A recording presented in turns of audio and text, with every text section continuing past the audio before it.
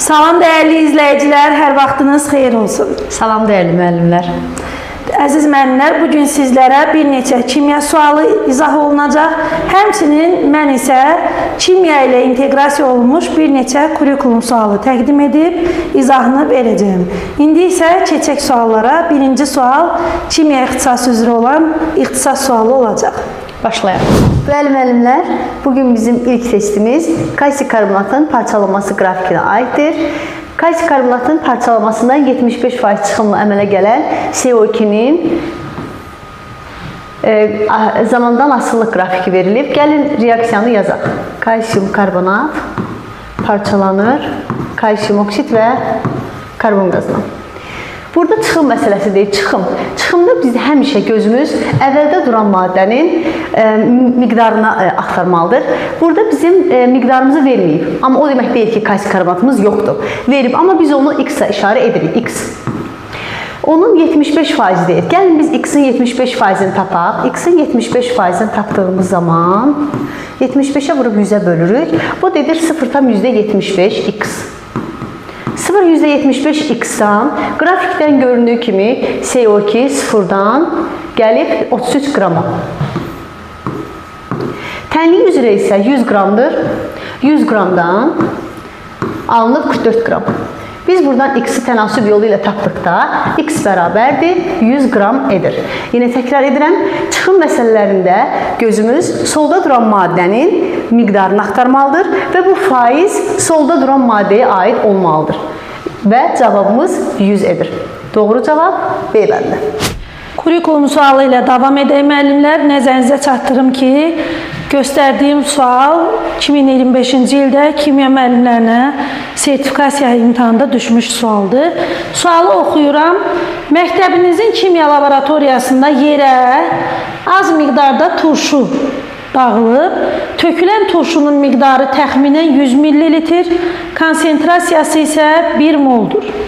Sən şagird, laborant kimi bu tökülmənin təhlükəsiz şəkildə neytrallaşdırmaq və təmizləmək üçün plan hazırla. Elə bir ki, sanki şagirdlərin qarşısına belə bir situasiya qoyulur ki, belə bir problem baş verib, sən bu problemin həlli üçün bir plan hazırlamalısan. Əziz müəllimlər, bu planı hazırlamaq üçün, yəni bu tökülməni təhlükəsiz şəkildə neytrallaşdırmaq üçün və təmizləmək üçün bir yol olmalıdır, həll yolu. Bunun həlli üsulunu da şagirdlər öyrənirlər. İndi öyrəndikləri həmin üsuldan istifadə edərək bunu neytrallaşdıracaqlar və təmizləyəcəklər. Yəni bildiklərini, öyrəndiklərini bu situasiyada tətbiq etməlidirlər. Yəni bunun üçün bir plan hazırlamaq üçün öyrəndiklərindən istifadə etməlidirlər. Bu da taksonomiyanın hansı mərhələsinə uyğun gəlir? Yəni burada uşaq özündən bir yaradıcılıq, nəsə bir ixtira etmir. Sadəcə olaraq bunun neytrallaşdırma yolu var, həlli üsulu var. Həmin o üsuldan bu situasiyada istifadə edəcək. O da olacaq nə? Tətbiq etmək mərhələsi. Dəyərli müəllimlər, indi isə ikinci nümunəmizə baxırıq. Belə bir qarışıq qrafik verilib və bu isə bizim reaksiyamızdır. Burada kütlənin zamandan asılılıq qrafikində biz həmişə yada saxlamalıyıq ki, artan alınan məhsuldur. Sərf olunan isə azalan ilkin başlanğıc məhsullardır. Bizdən doğru olan ifadələr soruşur. X kükürtdür, Y alüminiumdur. Biz indi bilək hansı hansıdır. Gəlin təlimimizi yazaq.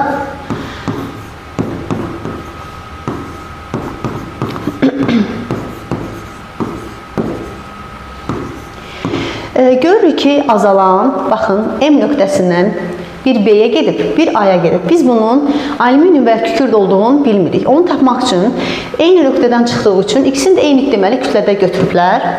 M-i bu 2 vur 27, 54 edir. Bu 3 vur 32, 96 edir. 3 vur 32, 96. Biz M-i 54-ə bölürük. Sonra M-i 96-ya bölürük və hansı kiçik qiymət alınırsa, deməli o daha çox sərf olunur. Və burada görürük ki, kükür daha çox sərf olunur. Grafikədə baxdığımız zaman hansı daha çox sərf olunur? M nöqtəsindən A-ya düşən, yoxsa M nöqtəsindən B-yə düşən? Təbii ki, burada görünür ki, M nöqtəsindən A-ya düşən daha çox sərf olunur. Deməli, bizim kükürdümüz X-dir. Buraya yazıram kükürd. M-dən isə B-yə düşən oldu alüminium. Çünki biz bayaq nə dedik? Sıfırdan artan xətt həmişə reaksiya məhsuluna aid olur. Çünki bu T1, T0, yəni reaksiyanın əvvəlində sıfıra bərabərdirsə, alınan qrafikdə, yəni alınması istiqamətində gedəndə reaksiya məhsuluna aid olur. Deməli, Z də alüminium 3-dür. Və biz buradan təyin etdik ki, X kükürtdür, doğru ifadədir. Y maddəsi alüminiumdur, bu da doğru ifadədir. A qram X reaksiya daxil olub. A qram X xeyr, A qram X qalıb. Yəni M başlanğıc miqdardır, A isə qalıb. Və indi görək nə qədər sərf olub. İndi burada deyir ki, buna bir çıxaq qoyaq. B qram Y maddəsi reaksiya daxil olub. Xeyr, B qram belə deyək, loru dilində desək, qabda qalanımızdır. İndi bizdən soruşur ki, bu da səhv ifadə.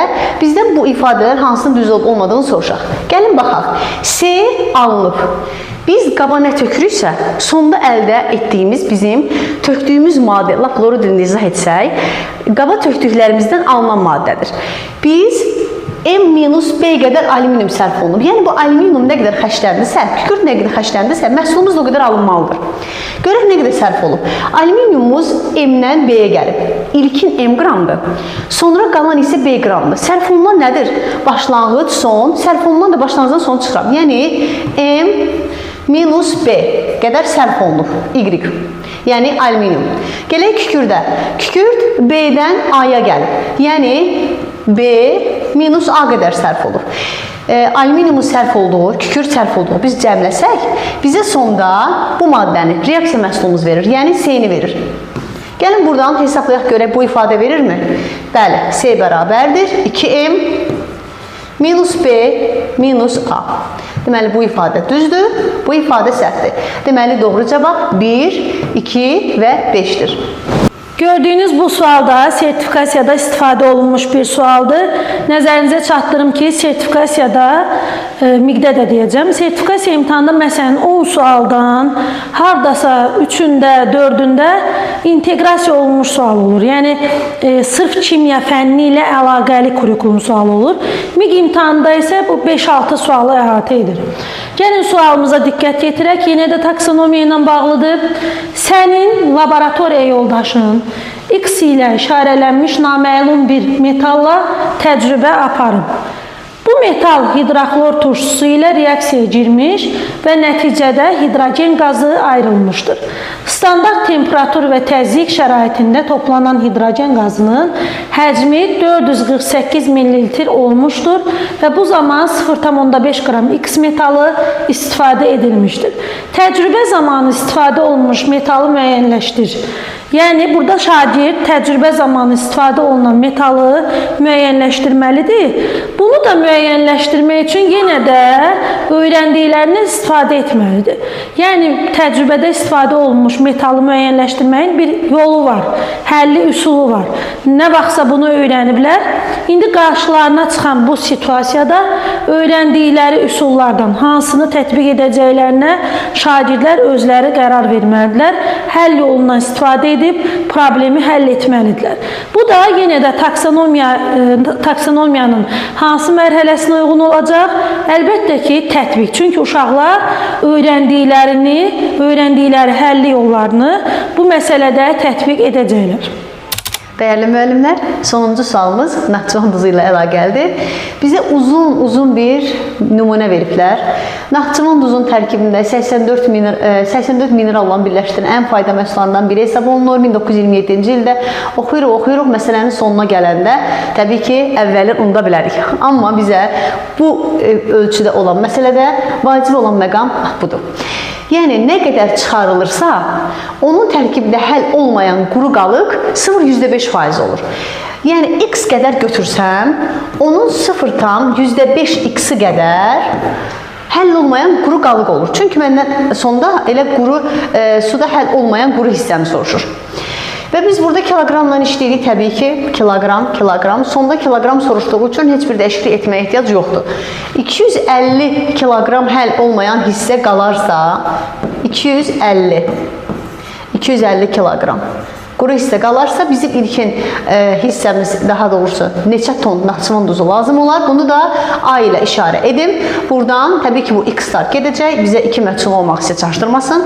A bərabərdir 251 böl 0,5. Bu da edəcək 5000 kiloqram. Cavab kiloqramla istədiyi üçün heç bir dəyişikliyə ehtiyac yoxdur. Bu isə çox maraqlı bir situasiya sualıdır. Bu cür sualı yazmaq əslində çox asandır. Variantların hamısına diqqətlə baxırsınız.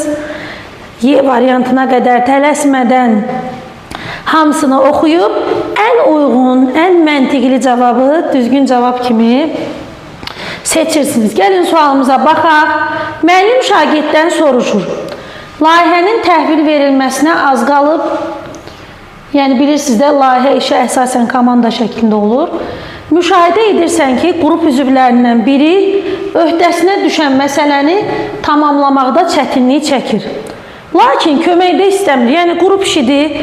Bilirsiniz ki, qrup işində hamı aktiv olmalıdır. Məsələn, 5 uşaq varsa, 5-i də işin görülməsində iştirak eləməlidir.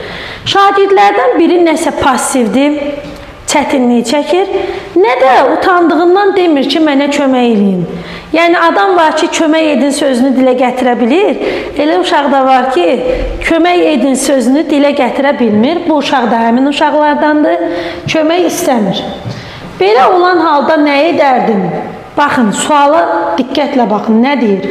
Hansı cavab bu şagirdin əməkdaşlıq və problem həll etmə bacarığının yüksək olduğunu göstərir. Yəni, söhbət bu köməyə ehtiyacı olan uşaqdan getmir.